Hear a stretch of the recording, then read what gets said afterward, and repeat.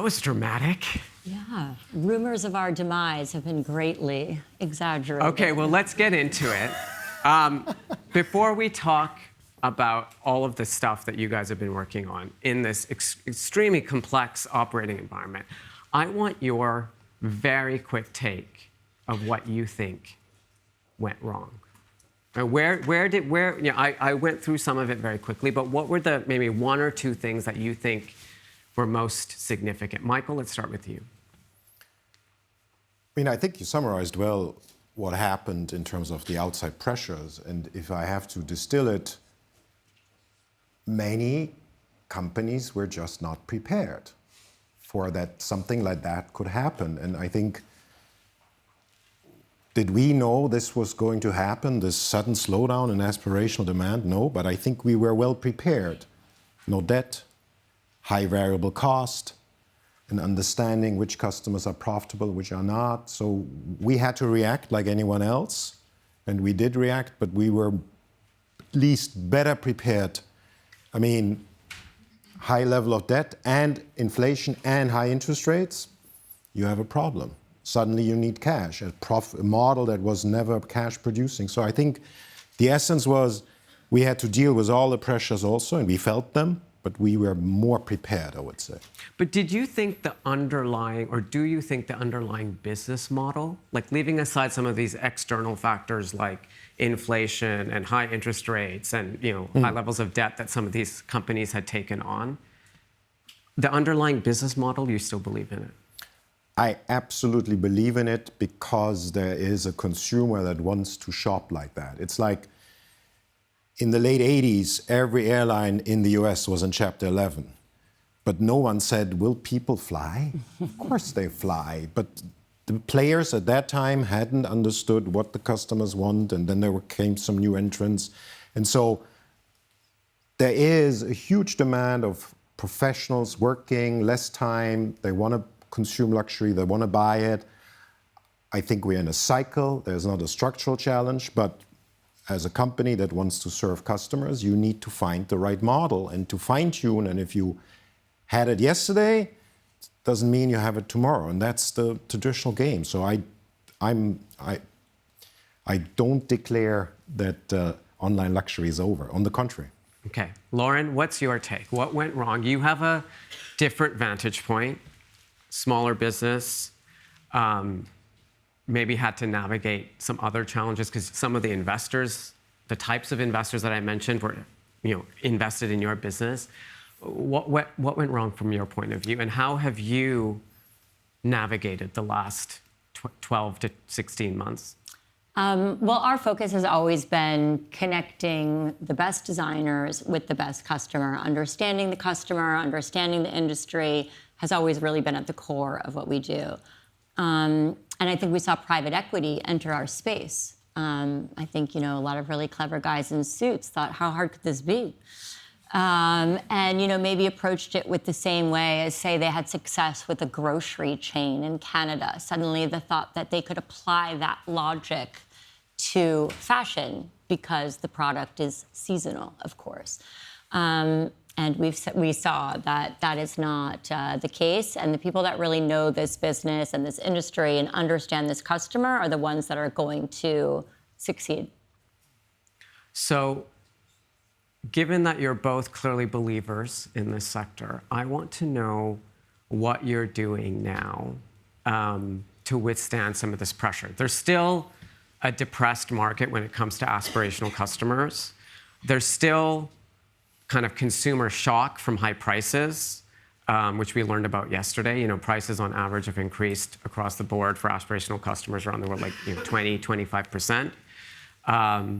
So what are you doing now, Michael? We'll talk about the merger in a minute, but in terms of the operating model of Mytheresa, which ever since I met you, I was always really taken with your focus on long-term value of customers. Talk to us about that. Exactly what Lauren just said. It's the customer. You need to know who the customer is, what they want, and then cater to that. And it is, of course, shifting, changing, but it's the customer. And we have I believe, done a very good job in defining who we want to serve, the ones that consume more, but particularly more regularly. And we have seen that this customer is very resilient. They're very demanding. We see at the moment that these customers want more experiences than ever, be it in the way they live their life, sort of the amount of clothes and accessories we sell for going on vacation has doubled. But they also expect from us more experiences than just access to product. And that is, we have very privileged in serving these top 3%. They are resilient. I mean, the mood is good. Stock market's up. Real estate, except for Asia, is stable. Commodity prices are up. So it's not that they're not willing to spend, but you have to be attractive. You have to create desirability. And that is the essence. If you pin it down to like financials, it's exactly what he said. You can invest a ton of money in attracting customers and entertaining customers as long as you have the customers that over a long period of time spend. And since 2015, I mean, we have a cohort model. The cohort of new customers of 2015 are still each year spending more for the last 9 years. So this cohort that we attracted in 2015 in totality is still growing. And if you have a model that works like that, you can still screw up, but you're fundamentally in a good position. So you once told me this story, Michael, and I'm probably not going to remember it exactly right. So correct me if I'm wrong. But there was this like excessive investment that a lot of these companies made in customer acquisition. Search marketing, social marketing, all that digital marketing. And because they were all competing against the same search terms in the same places, the price of that marketing, it grew. Yeah. But you looked for signals. Like your company, Mytheresa, you found signals of knowing which customers to target. Like what were you looking for in those early interactions with potential customers that helped you know they would be a cohort that would be still spending 9 years later? As I said, I mean, you can spend a lot of money in customer acquisition costs, which is largely online marketing, if you get the return, if you get the stickiness of customers. So the logic that we applied from the beginning, we are not bidding for traffic. I mean, I hope no one does anymore. You're not bidding for revenue. Many companies still bid for revenue. We are bidding for customers. And so our whole attribution logic and bidding landscape, technical landscape, we rebuilt in 2017. I mean, our average CAC is about 170 euros to acquire. Can you explain what CAC is to everyone who doesn't know? I'm sorry, I'm so into it. Customer acquisition costs. So in that lingo, how much do you spend until someone buys? And so the average customer acquisition cost is 170. You can spend 100 on a pair of sneakers, and you have revenue. But that customer, statistically, will not buy again. And you can pay 500 to acquire someone that buys a jacket, double-breasted cashmere jacket. That customer will come again and again. And this is just too little. You asked for triggers. What type of products people buy? If someone buys a bag, interesting. An expensive bag has very little predictive power, whether this is a returning customer or not. Because a bag can be the one-time indulgence in luxury, or it could be the 15s bag. But there are products, there are payment methods, there are addresses, time of day, shipping methods. We built a model, an algorithm, before AI was a word, and it's feeding all on this and is looking for triggers, what correlates with a big LTV, lifetime value. And this is how we organize the whole company, not only in bidding, in services, in operations in the warehouse. That is what we try.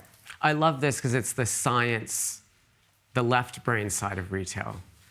But another thing that deteriorated a lot over the last 5 or 6 years with a lot of these luxury e-commerce retailers is the right side, the curation.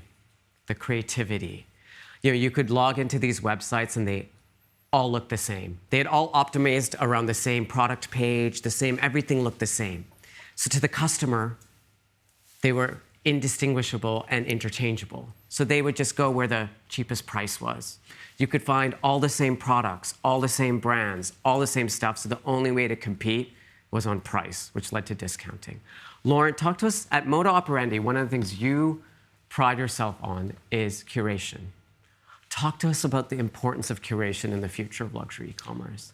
Well, I think going back to grocery, and a lot of times, like the big, the big retailers, the experience of shopping for clothing is the exact same of shopping for your groceries. It's just an endless scroll with the same fonts, and it lacks any sense of individuality. So what we really pride ourselves on is differentiation. You have, Mytheresa is very much like the North Star in our industry for a beautiful, well-run company, great service. So for a small retailer like us, where we really win is on differentiation. So we lean into curation. We lean into design, young designers, emerging brands. 2/3 of our designer assortment are new brands. That's how. And then from there, we really lean into storytelling. We have beautiful photography, editorial, and that's why the brands want to be with us, because we are brand enhancing. We will connect the best product with the best customers, and at the end of the day, we have the finest customers in the world. So I think that's why everyone keeps coming back. Talk to us about your customers, because I was talking in the intro about that small cohort of customers that both you and Michael have kind of gone after, but in very different ways. You have this model, which was kind of a pioneering model in the industry, which was to sell based on Fashion Week, to do trunk shows like the ones that people would do in the pre-digital era, where if you were lucky, you could go meet a designer and order clothes in advance. Like, that is a nice experience for your customer, but it also gives you interesting information that you can use elsewhere in your business. Talk to us about that. So yes, we do 600 trunk shows a year. That's a big differentiator for us. So the runway shows happen in New York, London, Milan, Paris, where we're photographing the collection, and then we make it available to our customer. That's an incredible customer acquisition tool, because it's a very small subset of women who are going to want to shop the most expensive pieces from the runway, pay for it 6 months in advance, and wait for it. So right there, without an algorithm, without an AI, we know that's the best customer. And with that, it also gives us an incredible amount of data. It was actually Imran who, really was the one who was encouraging us to use the data that we were getting from trunk shows. So within 7 minutes of a collection going down the runway, we can tell which styles are going to hit in which colors, in which sizes, in which regions. So when we take that information and we use that to inform our inventory buy, that inventory is going to sell through significantly higher. That leads to much less waste at the end of the season. Therefore, we are not a promotional business. We focus on full price sales. We are a full price business. Like that, we have had the healthiest margins and sales in the last 6 months that we've had in our entire existence. And it's really this flywheel of information.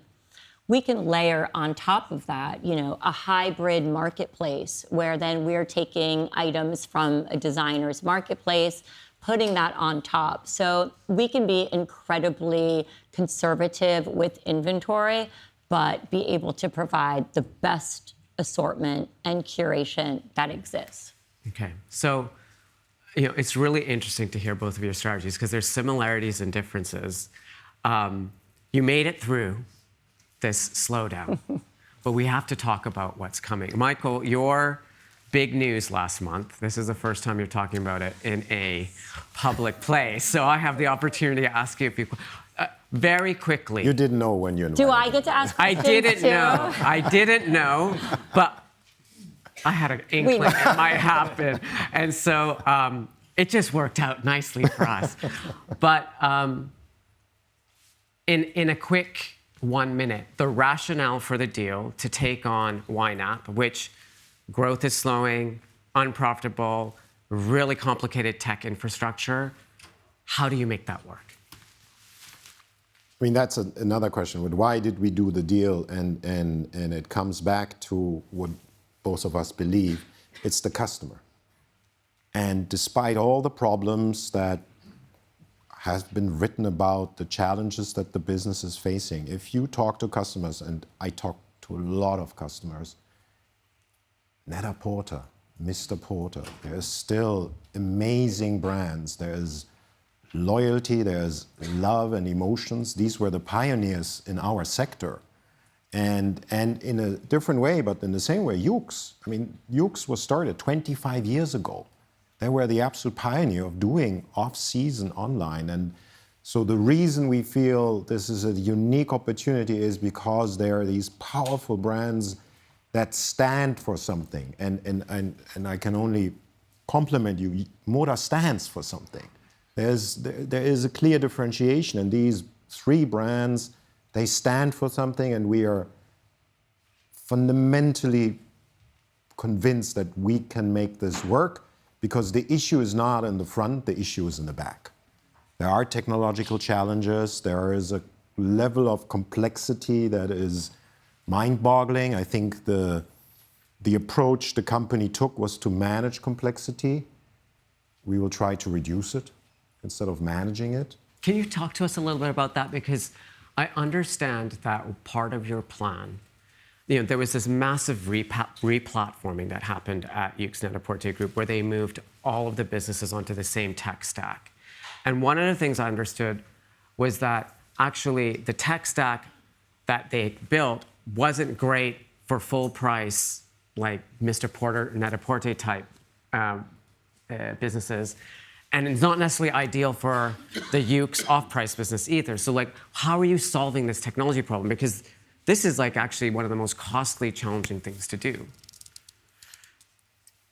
You're absolutely right. And just let me know, it's not approved yet. So it's a pending deal. I said that in my intro. So our idea is, and I think the landscape you described is even more complex, because that infrastructure, that joint infrastructure they created, was also intended to serve the services part.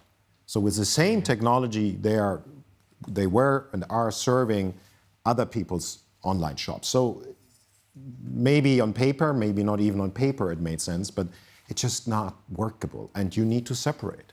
You need to give the different businesses the tech stack they need, because then you can reduce the complexity.